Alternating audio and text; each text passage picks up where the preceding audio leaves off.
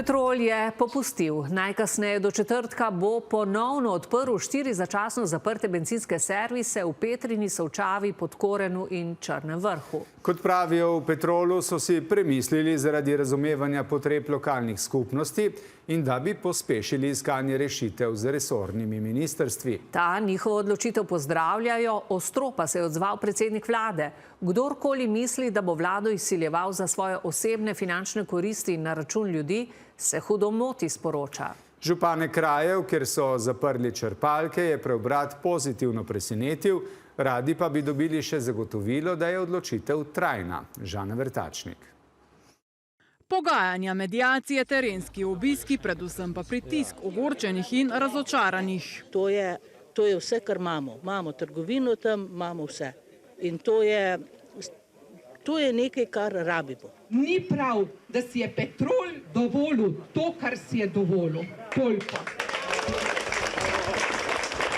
Za prebivalke in prebivalce občin, ki so pred dobrimi 3 tedni ostale brez goriva, pa je danes padlo kot z neba. Črpalke bodo najkasneje do četrtka spet odprle vrata. Občani so veseli, srečni, telefoni pregorevajo, kličejo, sprašujejo, če je to res.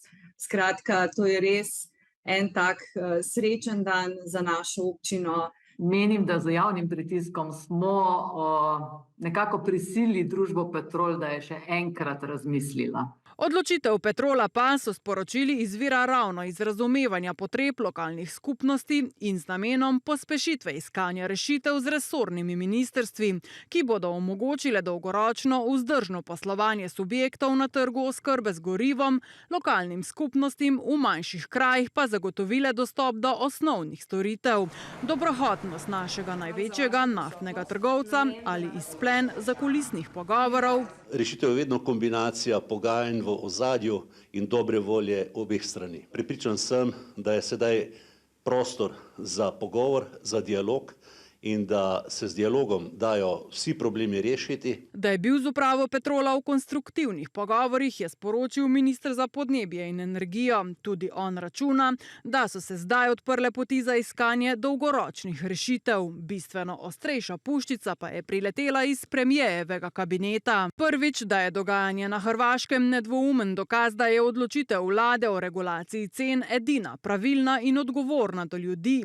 In drugič, da kdor misli, da bo to vlado izsiljeval za svoje osebne finančne koristi in na račun ljudi, se hudo moti. Še vedno upamo, da bo to v prihodnosti tudi ostalo, da ni to samo začasna rešitev, ampak da je trajna rešitev. Tako kot so zaprli, pa nismo dobesedno vedeli razloga, razen to, da je uredba onemogočila normalno delovanje družbo Petrol ali pa poslabšala stanje v družbi Petrol. Nikoli ne moramo biti prepričani, da to čez pol leta se spet ne bo zgodilo. Spomnimo namreč, da je Petrolova uprava še pred dnevi govorila o 30 drugih poslovalnicah, ki bi jih lahko zaprla. Črnega seznama pa javno ni razkrila.